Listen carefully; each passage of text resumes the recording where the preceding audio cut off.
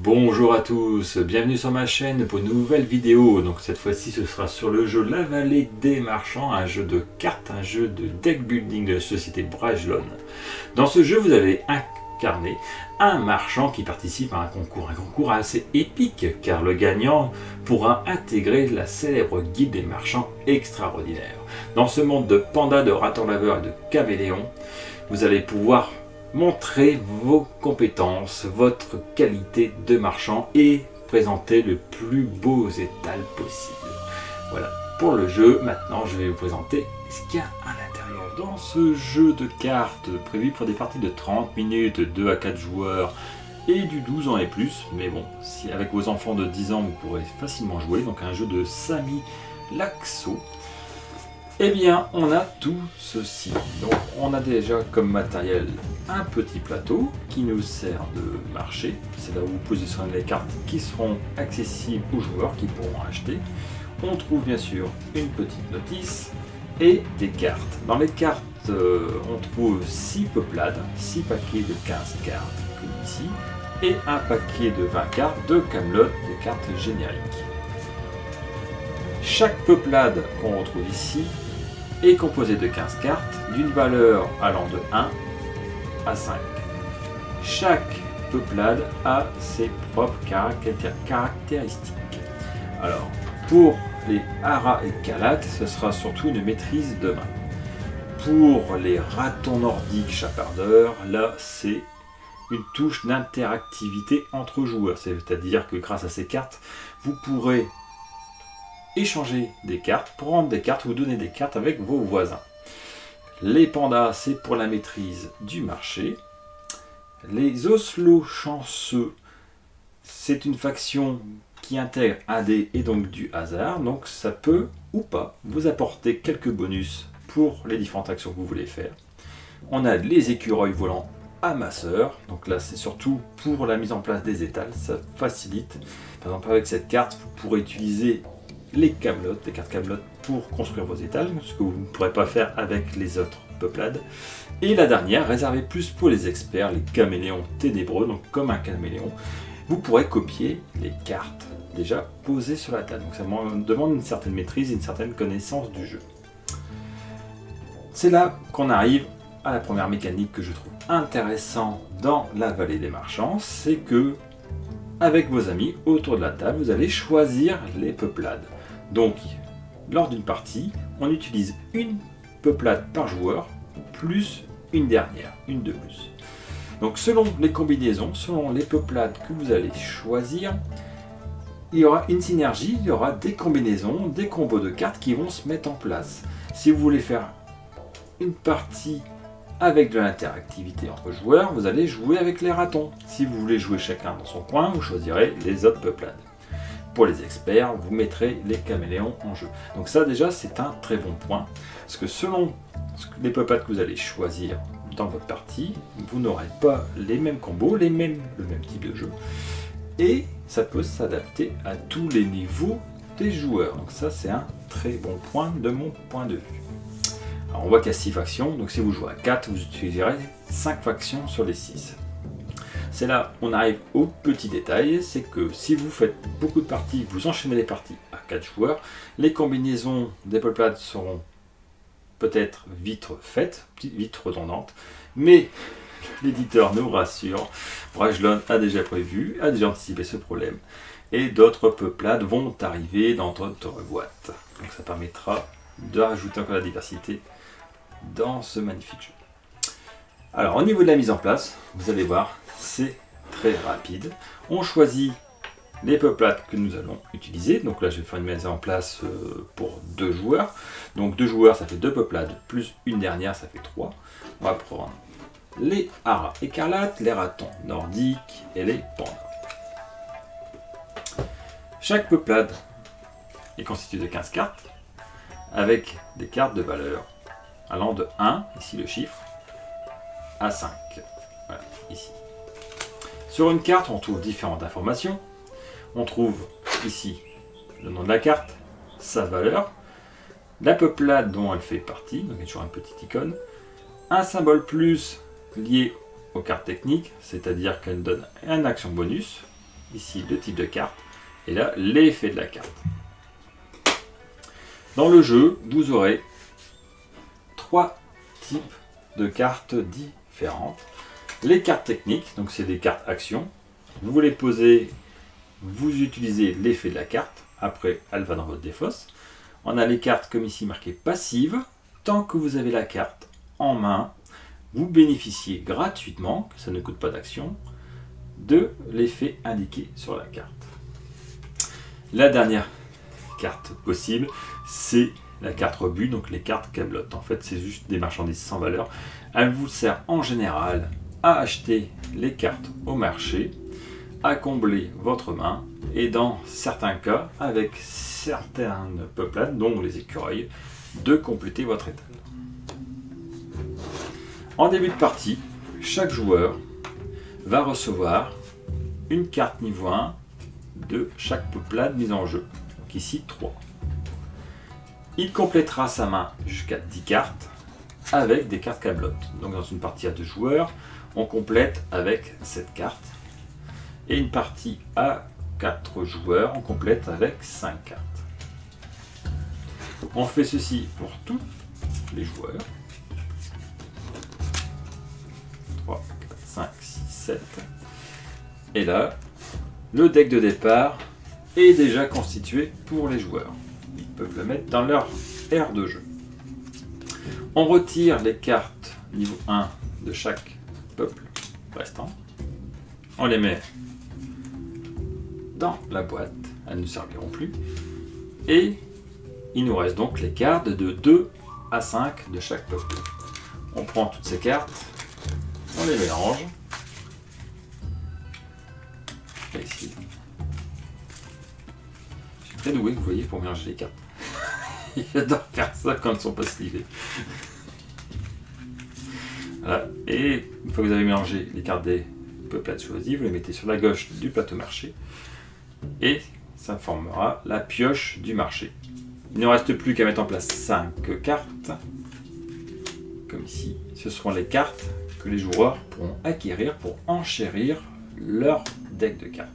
Et c'est ça le deck building, c'est que vous commencez tous avec 10 cartes identiques, mais votre paquet va se personnaliser, vous allez le spécialiser selon les cartes que vous allez acheter.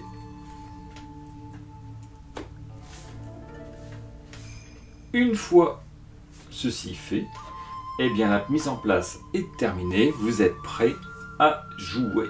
Mais alors, comment fait-on pour gagner une partie de la vallée des marchands? Eh bien le but du jeu, c'est faire votre étal de marchands le plus vite et le mieux possible.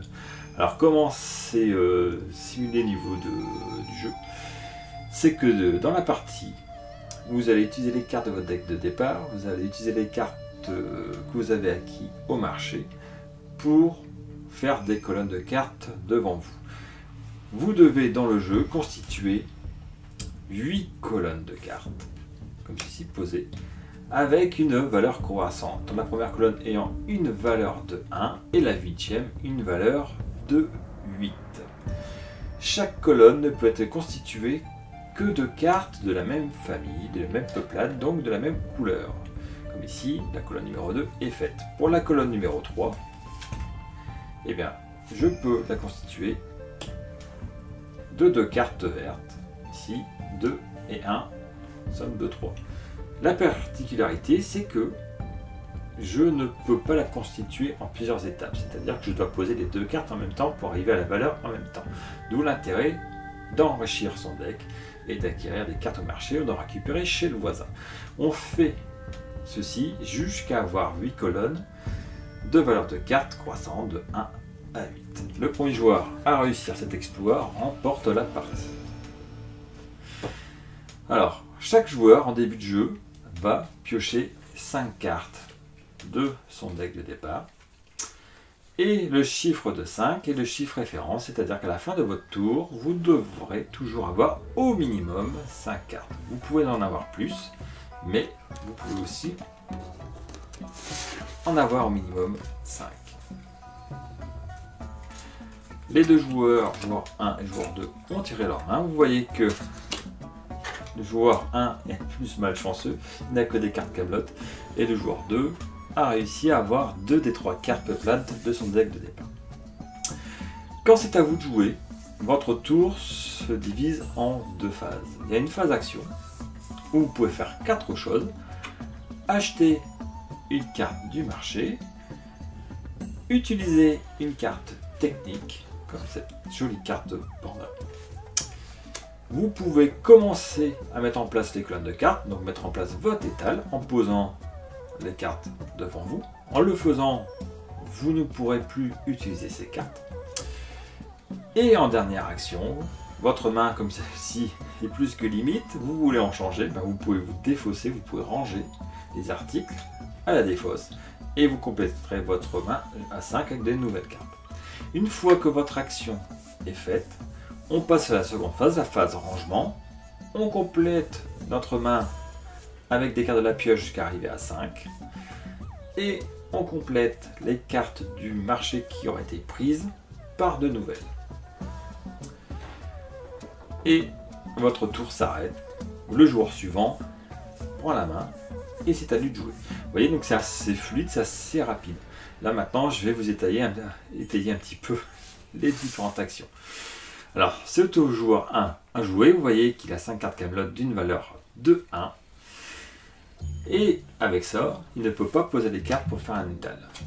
Ce n'est pas possible. On est obligé d'utiliser les cartes peuplades, donc de couleur, pour le faire.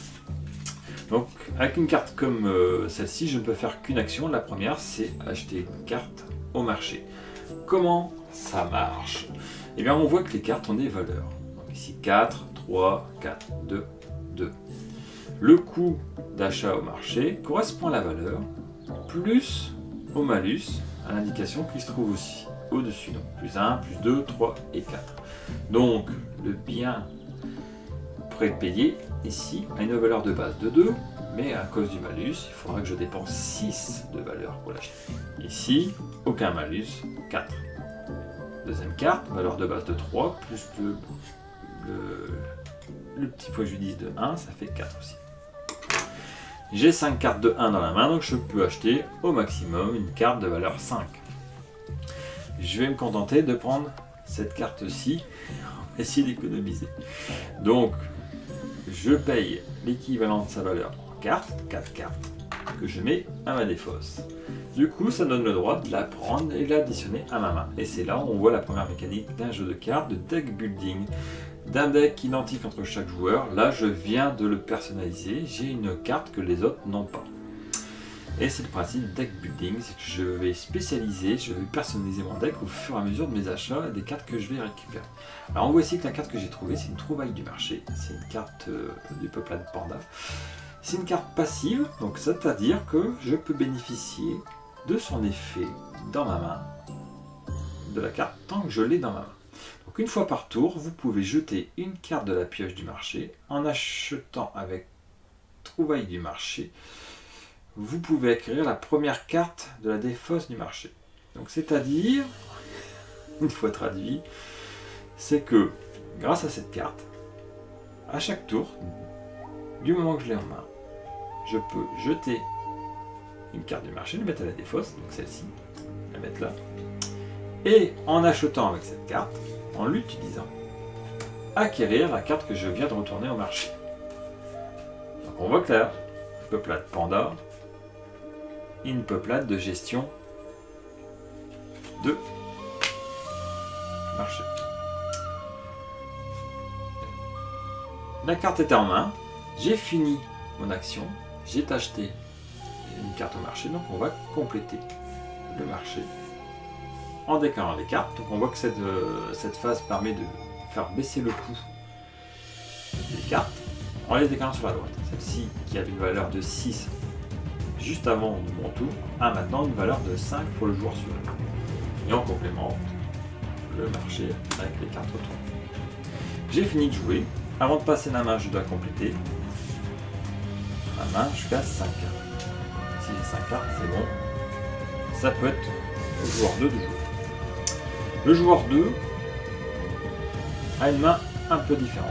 Il y a des cartes techniques, des cartes actions qu'il peut jouer immédiatement. Et il y a aussi la cagnotte pour acheter boîte. Donc je vais commencer par une carte technique. Et je vais jouer associé loyal qui, quand je la joue, me fait jeter toutes les cartes du marché. Et je remplis le marché. Donc, les cartes qui sont présentes ne m'intéressent pas. Je joue la carte du panda, ce sera mon action, une action technique. Je prends toutes les cartes du marché. On les met à la défausse, comme ceci. Et on remplit de nouveau le marché avec une nouvelle carte. J'ai fait une action, donc théoriquement je devrais m'arrêter là. Mais comme j'ai fait une action technique et qu'il y a le petit plus ici, ça me permet d'effectuer une seconde action. Donc, la carte technique une fois utilisée va à la défausse. J'ai toujours 4 cartes dans la main et je peux envisager l'achat d'une carte ou commencer à faire mon étal. C'est ce que je vais faire. Et je vais du coup faire comme deuxième action, l'action étal, et poser ma carte ici, courtier véloce, qui a une valeur de 1 et qui permet de faire ma première colonne. Je commence à mettre la pression au joueur numéro 1. Là j'ai enfin terminé de jouer, j'ai fait toutes mes actions. Le marché est complété, je n'ai que 3 cartes en main, j'en pioche 2 nouvelles, et là, voici ma belle main. Le joueur 2 a joué, c'est de nouveau au joueur 1 de rentrer en action. On a vu la phase achat, on a vu la phase technique, on a vu la phase étale en posant les cartes, il nous reste la phase défausse, donc on va vous expliquer. Alors c'est simple, la phase défausse, c'est qu'il y a des cartes qui ne me plaisent pas ou je ne correspondent pas à ce que je dois poser. Par exemple, je dois faire la colonne des 8 et je n'ai que des cartes 1. Je sais que j'ai dans mon deck des cartes 4, plus facile pour poser. Donc je vais provoquer leur arrivée, je vais l'accélérer en me défaussant de cartes. Je choisis un certain nombre de cartes à défausser comme ceci, je mets là, et je pioche autant de cartes défaussées. J'ai défaussé 3 cartes, j'en ai pioché 2. Vous voyez que ma pioche est vide, donc on prend la défausse, on la mélange un petit peu, on la repose et on complémente. J'ai 5 cartes de nouveau dans ma main, j'ai effectué une action, mon tour s'arrête et le joueur 2 reprend la main. Et les joueurs vont ainsi enchaîner les tours jusqu'à ce que l'un d'eux arrive à enfin poser sa 8e colonne d'une valeur de 8 pour remporter la partie, pour remporter le droit d'intégrer la célèbre guilde des vendeurs extraordinaires. Donc comme vous pouvez le voir, la mécanique du jeu est très simple. On a le choix entre 4 actions seulement, entre guillemets, mais toute la subtilité du jeu réside dans la combinaison des peuplades, la combinaison des pouvoirs des cartes. La difficulté pour le joueur, ce sera d'acquérir les bonnes cartes pour les intégrer dans son deck et de les avoir en main pour, au bon moment, pour les poser et constituer ces colonnes. Donc ces colonnes qui doivent être précisément d'une valeur donc supérieure à la voisine et qui ne peuvent être constituées que de cartes d'une même peuplade. Donc c'est là toute la difficulté, il faut avoir les bonnes combinaisons et pouvoir les poser avant bien sûr ses voisins. Donc on va se retrouver tout de suite pour mon petit avis sur... Alors la vallée des marchands, qu'est-ce que j'en pense? Eh bien pour moi c'est un très bon deck building. Franchement j'ai pris plaisir à y jouer, à le découvrir. Alors pour plusieurs raisons. 1, j'aime les jeux de cartes, j'aime les jeux de deck building. Mais jusqu'à présent j'avais surtout des jeux entre guillemets experts. Avec des thèmes très forts mais qui ne plaisaient pas à tout le monde. Grâce à ce jeu, grâce à son univers de marchands fantastique, on a un jeu qui peut toucher les enfants comme les adultes. Un jeu sans violence où la bonne ambiance est de mise autour de la table, où c'est une douce compétition. Et ça franchement c'est un gros point positif. Deuxième point positif, c'est sa mécanique très simple. À votre tour, que 4 actions possibles. La subtilité réside dans la combinaison des cartes, dans leurs effets. Cela permet en fait de jouer avec des enfants, de jouer avec vos amis qui viennent juste passer la soirée à la maison sans perdre une heure d'explication de règles. Là, un tour de table, tout le monde a compris, tout le monde sait ce qu'il peut faire, et ça franchement, c'est un gros plus. Ça n'empêche pas que ceux qui aiment jouer, ceux qui ont l'habitude des deck building, de prendre un certain plaisir à découvrir toutes ces petits combos, toutes ces cartes qui vont bien ensemble. Et en plus, dans ce jeu, sans être violent, on peut taquiner son voisin. On peut lui filer ses câbles, on peut lui prendre ses cartes intéressantes. Il y a des échanges, il y a des petits mécanismes qui permettent de défausser tout le marché. Donc il y a l'interactivité dans le jeu. Il y a des combos, l'interactivité, tout ce qui plaît dans un deck building. Franchement, pour moi, c'est un jeu qui permet de faire découvrir ce que c'est le deck building, de prendre plaisir rapidement avec ce type de jeu, sans pour autant le cantonner à un niveau enfant. Franchement, il y a des choses sympas à découvrir dans ce jeu. Donc, c'est approuvé et je le recommande fortement. Allez, n'hésitez pas à me dire dans les commentaires ce que vous en pensez. Laissez-moi vos questions et j'y répondrai avec plaisir. Et merci à Brajlon de m'avoir envoyé cette jolie boîte. Salut!